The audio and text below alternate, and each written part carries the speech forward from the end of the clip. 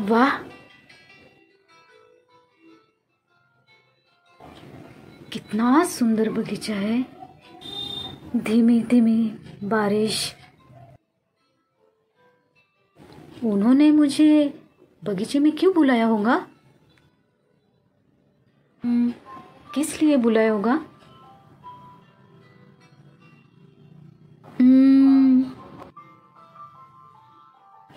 कोई गिफ्ट होगा क्या?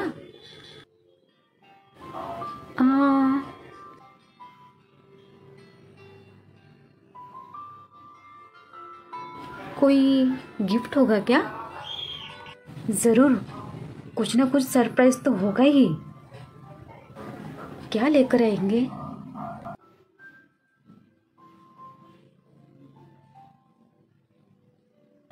हो सकता है कान की बाली, सुंदर चूड़ियां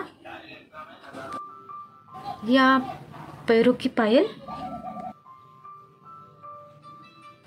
सच में आज बहुत खुश हूँ।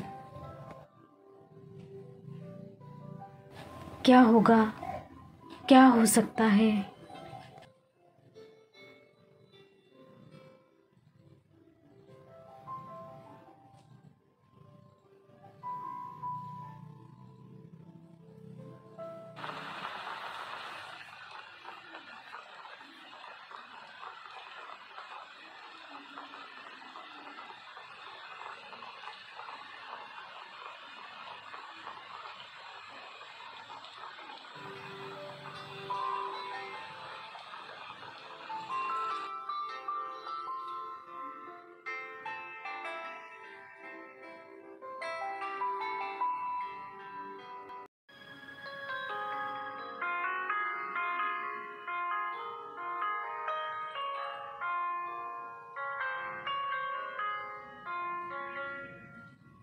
क्यों सुधा मैडम, कैसी हो आप?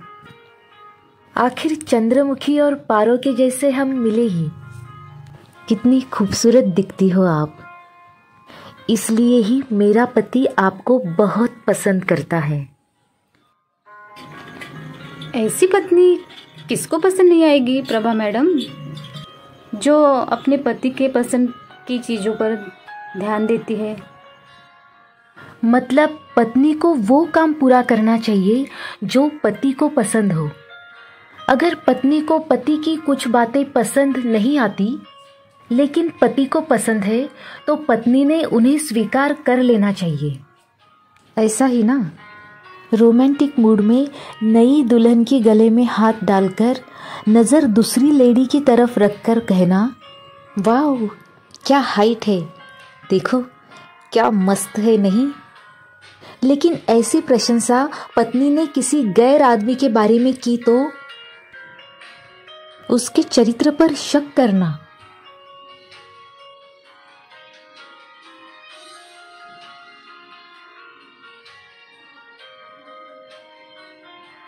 ऐसा नहीं है प्रभा मैडम जी।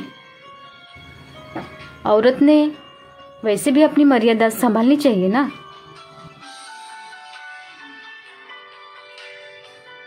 कैसी सीमाएं? शादी के बाद अपने माता पिता को छोड़कर ससुराल चले जाओ। ससुराल में नौकरानी की तरह काम करो। बच्चा पैदा हुआ कि अपना करियर छोड़ दो। अपना दिमाग चलाने का नहीं, खुद की मर्जी से जीने का नहीं। पति अपना दिमाग चलाएगा और पत्नी पति के मर्जी से जिएगी। अच्छा है सुधा तुम्हारा, तुम अपना दिमाग चलाती नहीं, फिर क्यों मेरा पति तुम्हें पसंद करेगा नहीं? अरे सुधा, तुम खाना बहुत टेस्टी बनाती होगी, नहीं? पति जब काम से थक कर घर आता है वह सोचता है उसने आज क्या बनाया होगा, कौन सी स्वादिष्ट डिश बनाई होंगी, आज मैं पेट भर के खाऊंगा। वो दिन भर काम ही करता है और ढेर सारा काम करता है ना। घर आने के बाद भरपेट भोजन करने के बाद उसका मन तृप्त हो जाता है, वह खुश होता है। वैसे भी तो वो पत्नी अपने पति का आधा दिल जीत ही लेती है ना। क्या तुम्हें अपना खुद का कोई सपना नहीं? कितनी मदद करती रहती हो तुम अपने पति की, उसके सपने पूरे करने के लिए। जब मैं एडवोकेटशिप करना चाहती थी, पता है सुधा, इन्होंने मुझे क्या कहा? मैं बाहर जॉब कर रहा हूँ ना, मैं पैसा कमा रहा हूँ ना, मैं घर पैसा दे नहीं रहा क्या? तुम्हें बाहर काम करने की ज़रूरत क्या है? घर पर रहकर घर संभालो। मैंने इनकी बातों को नकारा। पता है इन्होंने मुझे क्या कहा? तुम्हें बाहर काम करने की ज़रूरत ही क्या है? तुम घर पर रहो, मैं बढ़ाऊंगा ना तुम्हें आगे, लिखवाऊंगा तुम्हारा नाम मेरी कंपनी में। कितने लोग हमारे कंपनी में आते जाते हैं, वो तुम्हारा नाम पढ़ेंगे ना। तुम्हारा पति बड़ा हो रहा है, अरे तुम मेरी बीवी हो, फिर तुम्हारा नाम बड़ा नहीं होगा क्या? इन्हें मेरा गुस्सा तब आया जब मैंने इन्हें कहा, आप अपना सपना पूरा करो और मुझे मेरा सपना पूरा करने दो। क्यों मैं मेरा नाम बिना कष्ट किए लोगों के सामने लाऊं? क्यों मैं लोगों के सामने एक दिखावा करूं कि मैं भी कोई एक बड़ी व्यक्ति हूं?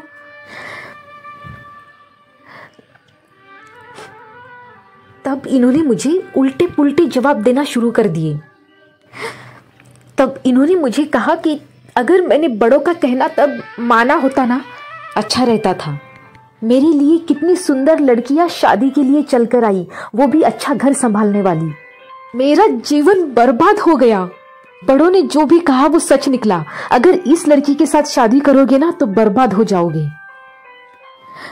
कितनी ठेस पहुंची होगी मेरी भावनाओं को तब जब इन्होंने कहा कि तुम सुंदर नहीं हो। ये कौन सी कल्पनाएं हैं समाज ने स्त्रियों के सौंदर्य के बारे में की हुई। स्त्री गोरी है तो सुंदर।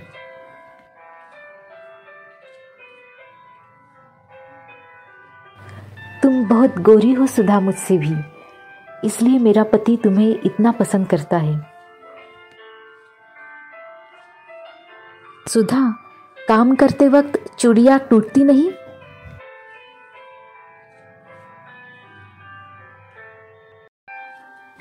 टूटती है ना, खून भी निकल आता है,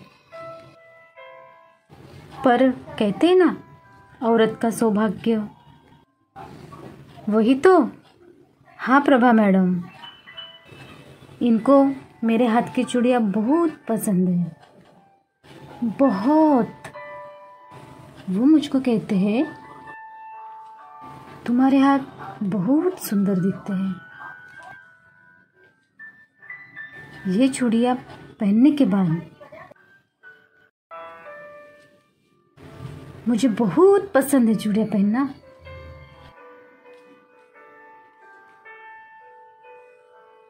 उसके हाथ में नीले स्याही का कलम है, वो हाथ इन्हें सुंदर क्यों नहीं दिखते? पैरों में पायल, गले में हार, खुद को आभूषणों से सजाई हुई महिला इनको सुंदर दिखती है। खुद को आभूषणों से सजाने में वक्त बिताने वाली महिला इनको सुंदर दिखती है, लेकिन ज्ञान संपादन करने वाली स्त्री, ज्ञान संपादन करने में अपना वक्त बिताने वाली स्त्री इन्हें क्यों सुंदर नहीं दिखती है? पहले पढ़ाई फिर खेल, पढ़ाई से वक्त मिला तो घर करो साफ, चलो अभी चले पाठशाला, चलो अभी चले पाठशाला। सावित्रीबाई फुले की स्वतंत्र विचारधारा उनकी कविता से स्पष्टता से झलकती है। सावित्रीबाई फुले ने महिलाओं के घर में काम करने से भी ज्यादा, महिलाओं ने घर के 4 बर्तन धोने से भी ज्यादा शिक्षा को अधिक महत्व दिया। सावित्रीबाई फुले स्वतंत्र विचारों की स्त्री मुक्तिवादी कवयित्री थी। जब पति थका हुआ ऑफिस से घर आता है, पत्नी सज धज कर उसके हाथ में पानी का ग्लास देती है। उसकी प्यास तो बुझती है ना। सज धज के पत्नी को सामने खड़ा देख वह प्रसन्न हो ही जाता है। जैसे घर में खूबसूरती से सजी हुई फूलों की क्यारी होती है, उसे देखकर हमारा मन प्रसन्न होता है। पत्नी मतलब घर में रखी हुई फूलों की क्यारी। वो इंसान है कि फूलों की क्यारी। बेशक सभी पुरुष एक जैसे नहीं होते। हमारे भारत की पहली आईपीएस माननीय किरण बेदी, उनके पति हमेशा उन्हें साथ देते थे। उन्होंने कभी अपने पत्नी से ये नहीं कहा कि तुम ये मत करो वो मत करो। पता है सुधा, किरण बेदी जी एक ड्रेस 2-3 दिन पहनती थी। अब तुम सोचो उन्होंने अपने आप को सजाने में कितना वक्त बिताया होगा। फिर उनके पति ने उनमें ऐसा क्या देखा होगा, एक सजी हुई स्त्री या फिर एक बुद्धिमान स्त्री जो अपने फैमिली की देखभाल कर्तव्य परायणता से करती है। कर्तव्य परायणता से अपने कर्तव्यों का पालन करने वाली महिला उन्होंने उनमें देखी।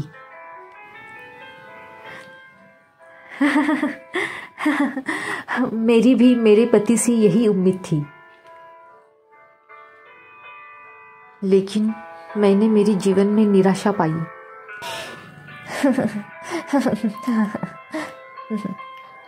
हमारे भारतीय संस्कृति में अभी भी स्त्री पुरुष समानता सिर्फ बोलने मात्र के लिए है। जैसा कि होना चाहिए वो कृति में दिख नहीं रही। अमृता प्रीतम जी भारतीय कवयित्री, निबंधकार, कादम्बरीकार थी। उन्होंने पंजाबी और हिंदी में लिखा। वो कहती है, भारतीय पुरुषों को अभी भी महिलाओं को पारंपरिक काम करते हुए देखने की ही आदत है। वे एक बुद्धिमान स्त्री की कंपनी चाहते हैं, लेकिन शादी के लिए नहीं। उन्हें अभी भी बुद्धिमान महिलाओं का सम्मान करना आता नहीं। देखिए प्रभा मैडम, आपका कहना सही है, लेकिन मुझे इसमें का कुछ भी नहीं समझता। किरण बेदी, सावित्रीबाई फुले, अमृता प्रीतम, लेकिन एक बात बताऊं, यह मुझे बिल्कुल फूलों की तरह संभालते हैं। मेरी हर इच्छाओं को पूरा करते हैं, और हाँ, मैं जो चाहती हूँ, मुझे क्या चाहिए, इसका भी ख्याल रखते हैं ना। हर रोज मेरे लिए गजरा भी लाते हैं। मुझे कहते हैं, सुधा तुम्हारे बालों में ये गजरा बहुत सुंदर दिखता है। देखो तो, कल उन्होंने मेरे लिए नई साड़ी भी लाई। सुधा, इन्होंने तुमसे कभी दहेज मांगा? नहीं, मतलब जिंदगानी के लिए कुछ लगता है ऐसा कुछ? नहीं नहीं। आप किराए से रहते हो क्या? नहीं तो, यह घर मेरे पिताजी का है। मेरे पिताजी ने यह घर मेरे नाम पर किया हुआ है। और हाँ, अभी तो मुझे माता पिता भी नहीं है। इसी घर में रहती हूँ इनको लेकर।